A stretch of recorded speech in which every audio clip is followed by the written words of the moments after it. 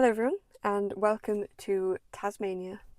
Now on my channel I want to discuss many topics, but on this series, which I'm calling In Her Memory, is a series that I'd like to start where I discuss topics regarding women, mainly sensitive topics, and there will be a focus on women who have been murdered by men. Now this video contains discussions of violence against women, which some viewers may find distressing. Viewer discretion is advised. Some clips and images are used under fair use for educational and documentary purposes. All rights belong to their respective owners. And today we will be talking about Sarah Everard. She was 33 years old, a daughter, a sister, a friend. She was loved, she was ambitious, and she had a whole future ahead of her. The evening of March 3rd, 2021, Sarah Everard left her friend's house in Clapham, South London, to walk home. It was an ordinary night, but Sarah never made it home. Her murder, at the hands of a serving police officer, horrified the nation and changed the conversation about women's safety in the UK forever. Sarah Everard was born on the 3rd of June 1987 in Surrey. She grew up in a close-knit family and was described as kind, thoughtful and always ready with a smile. She studied human geography at Durham University, graduating in 2008. And friends from university remember her as intelligent, compassionate and grounded. Later, Sarah worked as a marketing executive in London. She loved the outdoors, enjoyed spending time with her boyfriend and friends, and had a creative, adventurous spirit. She wasn't just a victim. She was a real person with dreams, people who loved her, and a life that should have been long and full. On Wednesday, March 3rd, 2021, Sarah visited a friend's house in Clapham. Around 9 p.m, she left to walk the 2.5 miles home to her flat in Brixton. She wore bright clothing and trainers. She walked along well-lit main roads. She even spoke to her boyfriend, Josh, on the phone for around 14 minutes during the walk. Sarah did everything that women are told to do to stay safe. But as she walked along Poinders Road near Clapham Common, she was stopped by Wayne Cousins. Wayne was a 48-year-old serving officer with the Metropolitan Police's Parliamentary and Diplomatic Protection Branch. He was married with children, but beneath the surface, Wayne was a dangerous predator. Colleagues had supposedly nicknamed him the because of his disturbing behaviour. He had a history of indecent exposure, which had been reported, but not properly investigated. On March 3rd, Wayne used his police ID, his handcuffs, and the power of his uniform to stage a false arrest. He stopped Sarah under the pretext that she had broken COVID-19 lockdown rules. He abused his position of authority in the most horrific way possible. Wayne handcuffed Sarah and forced her into a hire car. He then drove her over 80 miles outside of London to Kent.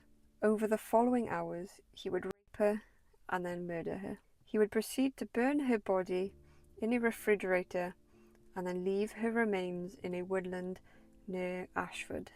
A week later, on March 10th, police would find Sarah's body, and dental records would confirm her identity. The investigation into Sarah's disappearance was one of the largest that Met had undertaken.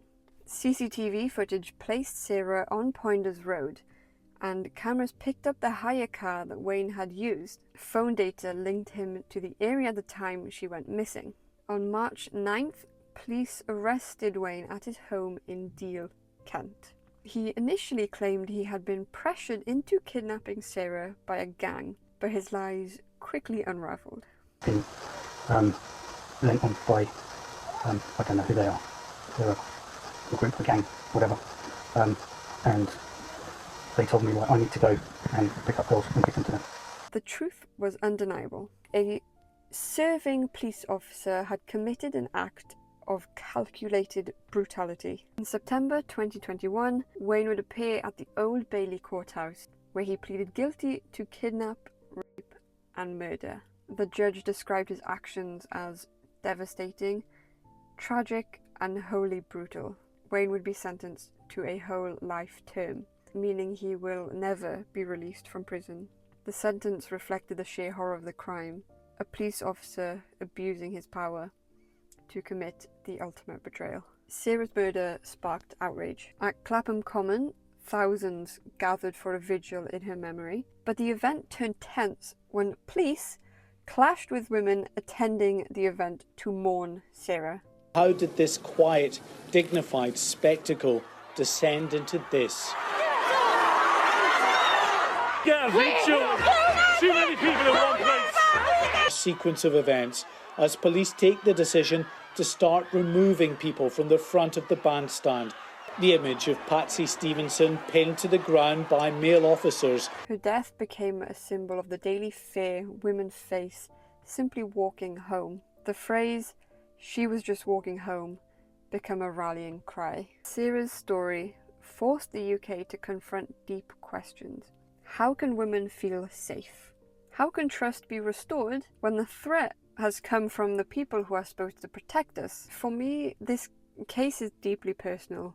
Sarah did everything right. She followed every rule that we are taught since we were little girls about how to stay safe, and it still wasn't enough. And that's the part that breaks me, is this could have been any one of us. And Sarah's story is not just about one woman, it's about systemic failure, male violence, and the abuse of power.